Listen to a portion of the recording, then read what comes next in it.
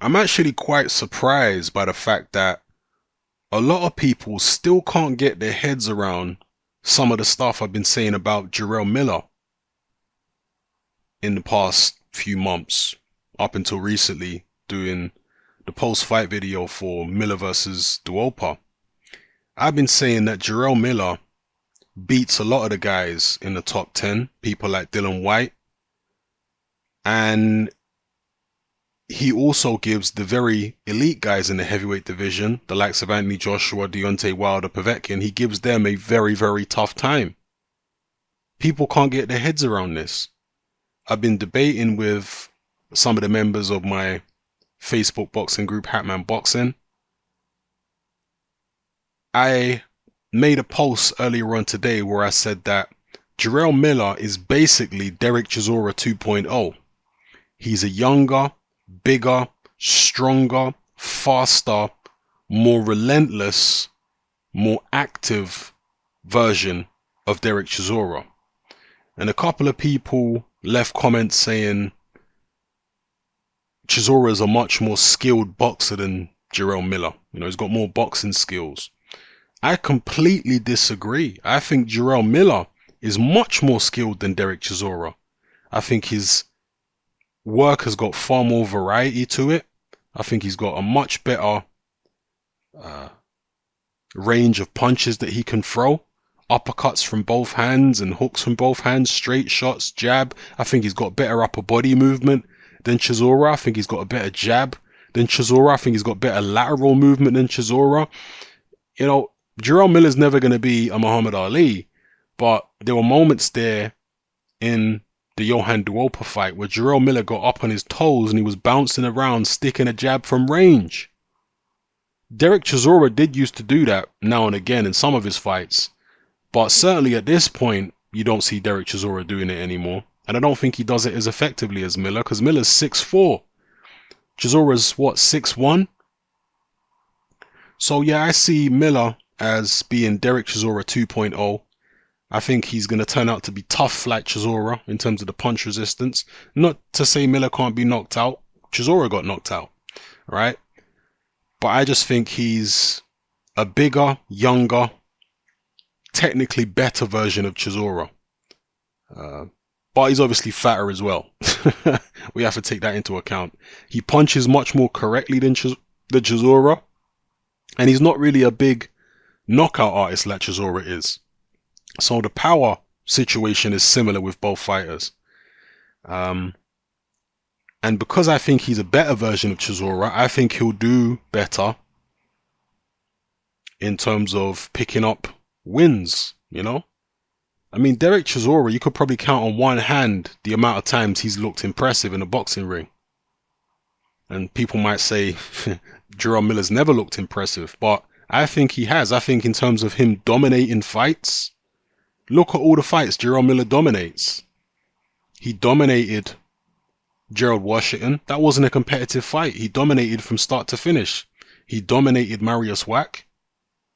He dominated Johan Duopa. I mean, how many rounds did he lose against Duopa? What, 2 rounds at best? In a 12-round fight?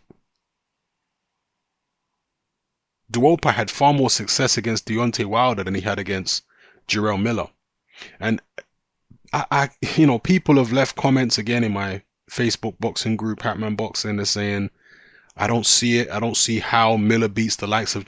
I even had some guy in there saying Dereck Chisora in his prime would knock Jarrell Miller out. I couldn't quite believe what I was reading. No disrespect, but Dereck Chisora is not that kind of puncher. Jarrell Miller's not even shown the slightest bit of fragility around the chin. What makes you think he could knock Jarrell Miller out? Prime Dereck Chisora, he didn't knock out Robert Helenius. You know, who did prime Dereck Chisora knock out? You know, there's no way I would put my house on Jarrell Miller not being knocked out by Dereck Chisora if they fought in Chisora's prime. I mean, come on, man. There's no way Chisora's knocking out Jarrell Miller. No way in a million years. He's not that kind of puncher. And I saw other people saying they can't see Jarrell Miller beating Dylan White. Well, look at uh, Dylan White when he fought Dereck Chisora, right? Dereck Chisora was past his best when he fought Dylan White, but he was still able to get close to Dylan White, push him against the ropes and keep him pinned on the ropes for prolonged periods in that fight with relative ease. It's not like Dereck Chisora found it difficult to get close to Dylan White. No, he found it easy. And he found it easy to pin him on the ropes and get a lot of punches off. Jarrell Miller, I'm going to tell you some facts now, is much bigger than Dereck Chisora. Much taller, heavier, throws more punches.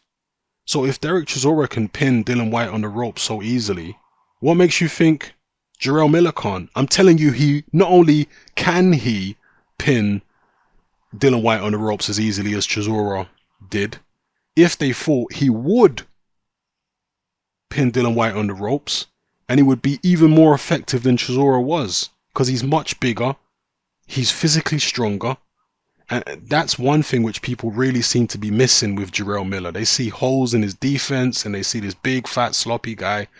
They're missing the fact that he is pushing these enormous guys who normally don't get pushed back, like Johan Duopa. He's pushing these enormous guys on the back foot onto the ropes, and they're literally helpless. They can't keep the guy off of him. And I'm telling you now, Dylan White is not going to be able to keep Jarrell Miller off of him.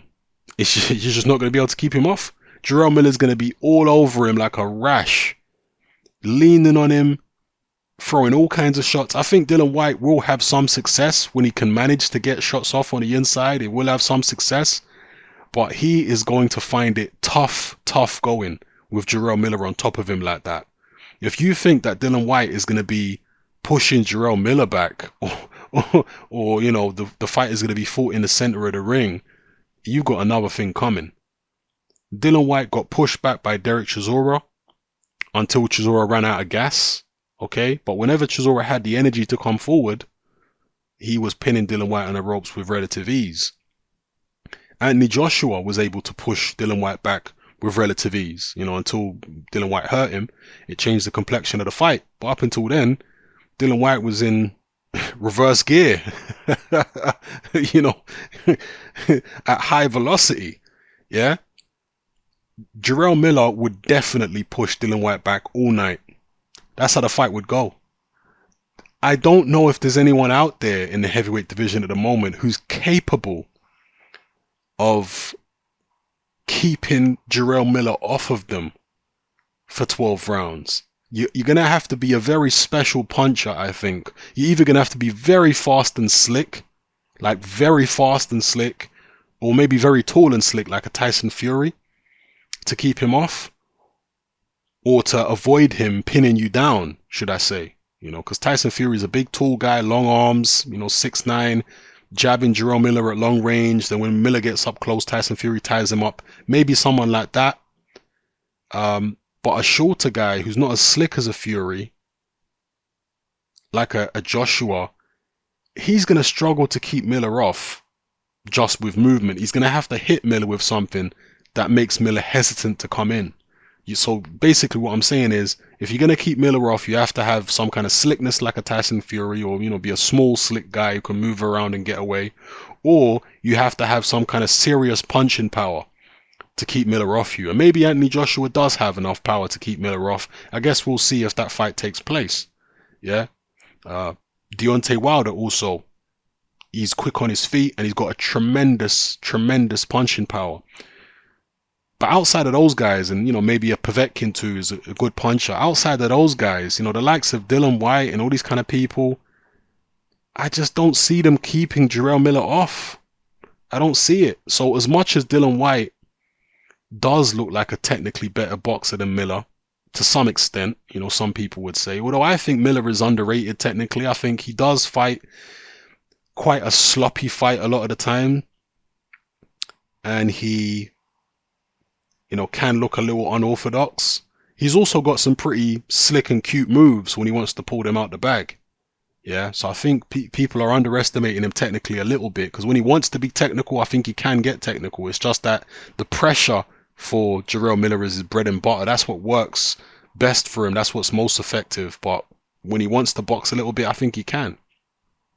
And also, there's this misconception about Jarrell Miller that he's this converted kickboxer, that he only just started boxing a few years ago. No, Jarrell Miller has been boxing since he was a teenager. He's been doing kickboxing and boxing simultaneously since he was a teenager. So he's not one of these guys who just recently came to boxing. No, Miller's been boxing nearly all his life. It's just that he was doing kickboxing at the same time. Now, he did favor kickboxing for a large portion of his life, and he did stop boxing for a little while he concentrated on kickboxing, but then he took boxing back up again and has been doing kickboxing and boxing simultaneously for several years. When Jarrell Miller first turned professional, he was still a professional. When Jarrell Miller first turned professional as a boxer, he was still a professional kickboxer at the time.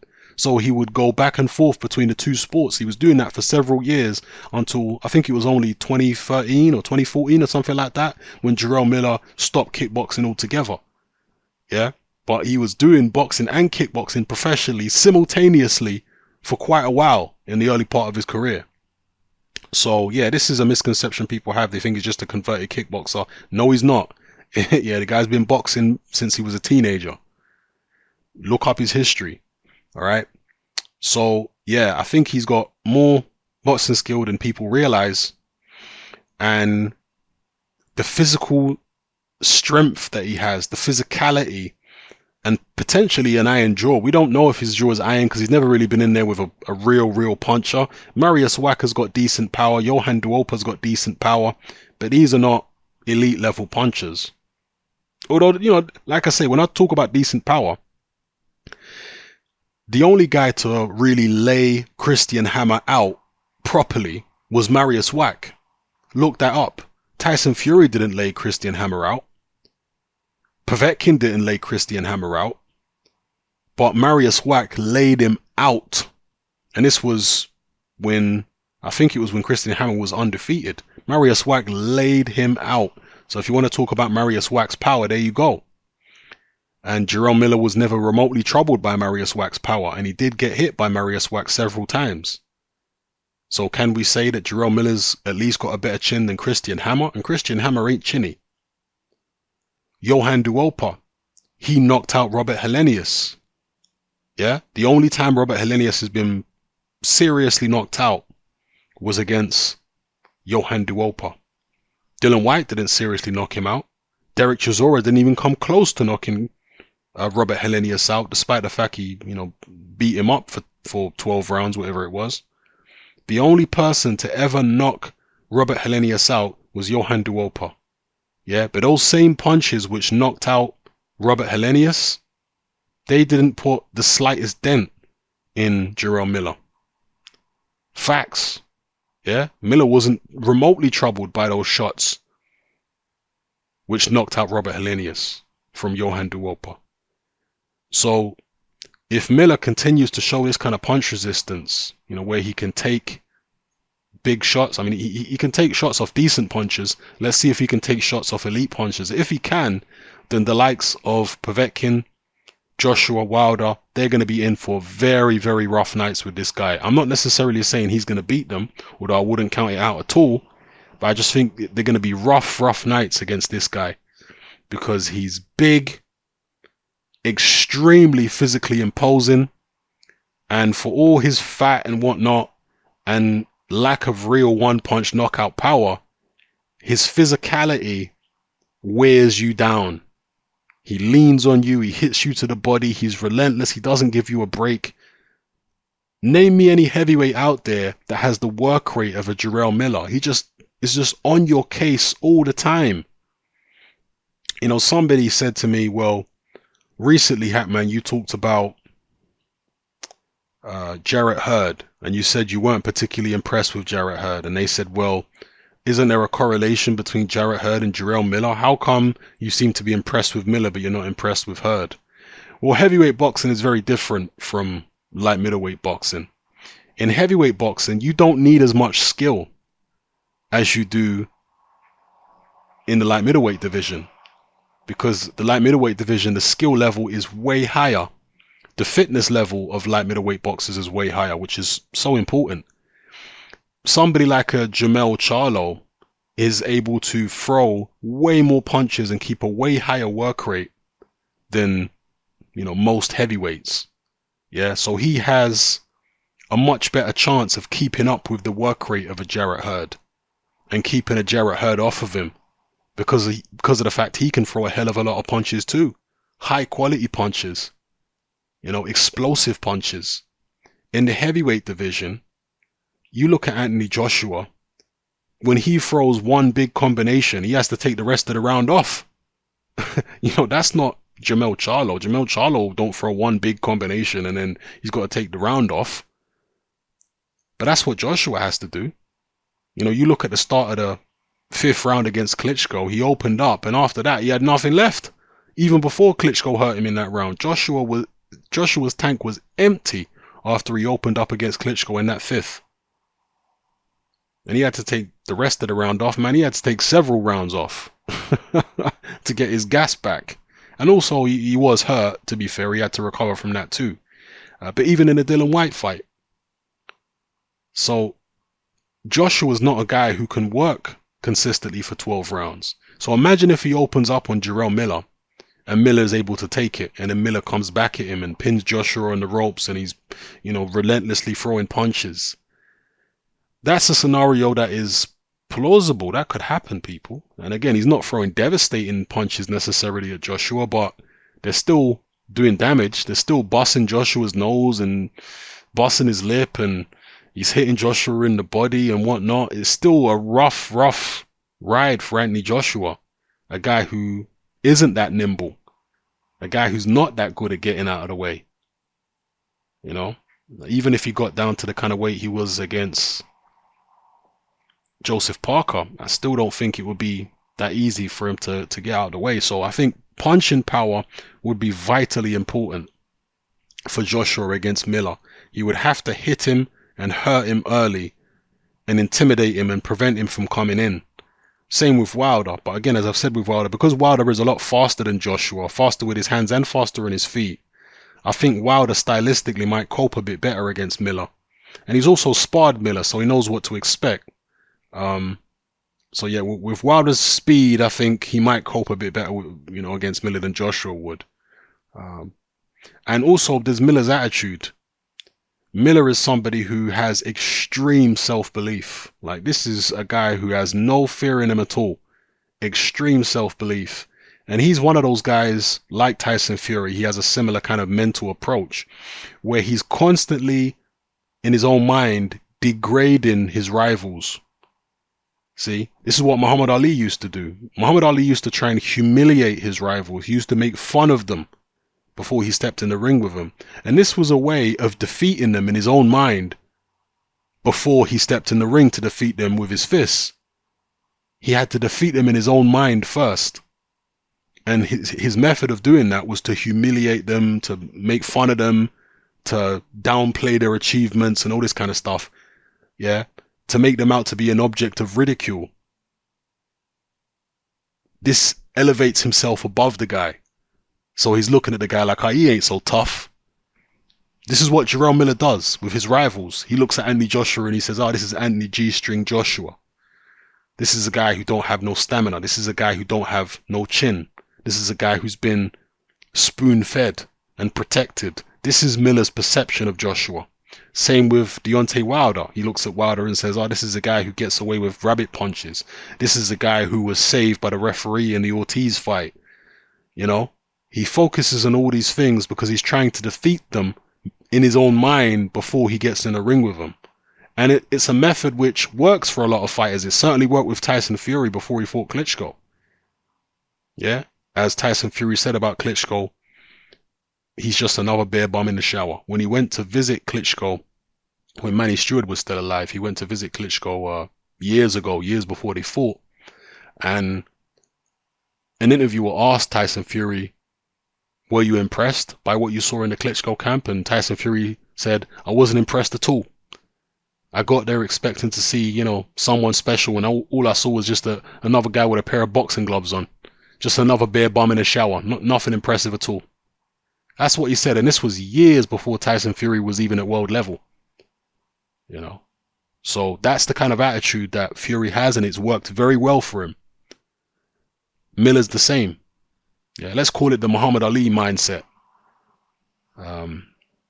So yeah, Miller has the attitude, very confident, and it's going to take a lot to keep him off. It's going to take a lot to stop him because of that sheer physicality that he has, and the fact that most of these heavyweights cannot throw punches like light middleweights.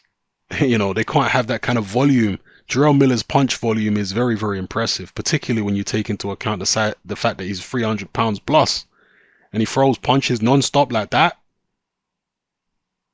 He's going to be a tough guy, I think, for anybody. Unless you're a really precocious puncher like a Wilder, potentially a Joshua or a Povetkin, you're going to have problems. I mean, even Luis Ortiz, I think that's almost a 50-50 fight. Ortiz versus Jarrell Miller. But I actually might lean towards Miller winning that fight. Yeah, I can see how Ortiz wins it. Don't get it twisted. Ortiz is good on the inside. He's a very clean puncher, Luis Ortiz. I can see him catching Miller, maybe hurting Miller.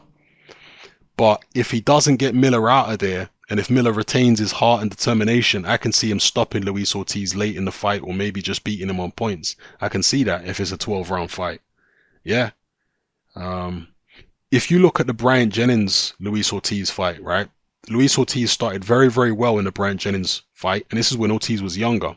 Yeah. Ortiz started very well. He hurt Bryant Jennings several times. But as the fight progressed, go and watch the fight back now. Don't take my word for it. Go watch the fight back. As the fight progressed, Bryant Jennings was actually starting to push Luis Ortiz back. Yeah, Luis Ortiz started getting a bit tired. The fight was becoming very physical. Bryant Jennings was, you know, he was making a very bad tactical mistake by fighting Ortiz on the inside. Looking at it retrospectively, but he did have some successes pushing Ortiz back, getting Ortiz a bit winded, and so much so that Ortiz actually got up on his toes in the middle part of that Bryant Jennings fight and started moving around to try and get a breather because Jennings was putting a lot of work rate on him on the inside. Yeah. Now, Jarrell Miller is much bigger than Bryant Jennings, much stronger, and I suspect he's got a much better chin. So you put him in that situation there, and I think Ortiz is going to have to work a lot harder to keep Jarrell Miller honest. He's going to have to work a lot harder to hurt him, and he's going to have to work a lot harder to keep Jarrell Miller off than he did against Bryant Jennings. And this is, as I say, a much older version of Luis Ortiz. So I might actually edge towards Miller beating Ortiz. It wouldn't shock me at all if Ortiz beat Miller. Not at all. He's got the skills to do it, I think. But I would be edging towards Miller in the fight. The only guys who I'd be hesitant to pick Miller to beat would be the top guys. You know, your Povetkins and Joshuas and Wilders and whatnot. I think he gives them all a tough night, but I'd be hesitant to pick him to beat any of those guys. Yeah, but the lower tier guys, off the top of my head, I can't think of any of them that I would pick to beat Miller. I'd pick Miller over White. I'd pick Miller over, I mean, who else is there in the top 10? Actually, the Andy Ruiz fight I think would be interesting. I think that'd be a really good fight, Miller against Andy Ruiz. So that's the two fat boys. I think that'd be a very, very good fight. And I might have to do a prediction on that if it ever gets made. It nearly got made at one point, apparently, or they were at least talking about the fight being made. The two fat boys who can really fight, that to me would be interesting. Miller against Andy Ruiz. So I hope I didn't say Ortiz again. Yeah, Andy Ruiz against Miller would be good. Parker, obviously. How can I forget Joseph Parker? Would I pick Joseph Parker over Jarrell Miller? Yes, I'd probably pick Parker over Miller. Although, again, I think Miller's giving Parker a tough fight. Don't think that Parker is going to have an easy time with Jarrell Miller. He wouldn't. I do think Parker would beat him. I think Parker would be able to open up on Miller, actually, with those very, very fast hands and have some success. And maybe look spectacular opening up against Jarrell Miller because Miller's such a big target. So, yeah, I'd pick Parker to beat Miller. I'd pick The others, as I say. But I think he gives them all a tough night's work, man. A very, very tough night's work. And I wouldn't rule out him upsetting any of those guys. I wouldn't rule it out. It certainly wouldn't shock me if Jarrell Miller beat any of the elite guys. I wouldn't pick him, but it wouldn't shock me if he, pulled off the upset. So, yeah, anyway, just some expanded thoughts on the expanding heavyweight, Jarrell Miller. Let me know how you feel in the comments, people. And again, people are saying, why do you rate Miller so highly? Am I really rating him so highly? I'm saying that he's not elite. I'm saying that I wouldn't pick him over the top guys in the division, but I'd pick him over the second tier guys. So how is that saying Miller is so good? I'm not saying he's going to be the dominant force in the heavyweight division. I'm just saying he gives all the top guys a tough fight, and he beats most of the second tier guys, or all of them in my view. Obviously the second tier guys change, there are new guys entering and exiting the top 10 all the time, so I might revise that statement at a later date. But as it stands right now, at least thinking off the top of my head, I think Jarrell Miller beats most, if not all, the second tier guys in the heavyweight division. And yeah, gives all the top guys a run for their money. So yeah, let me know how you feel, people. It's happening. I'm out.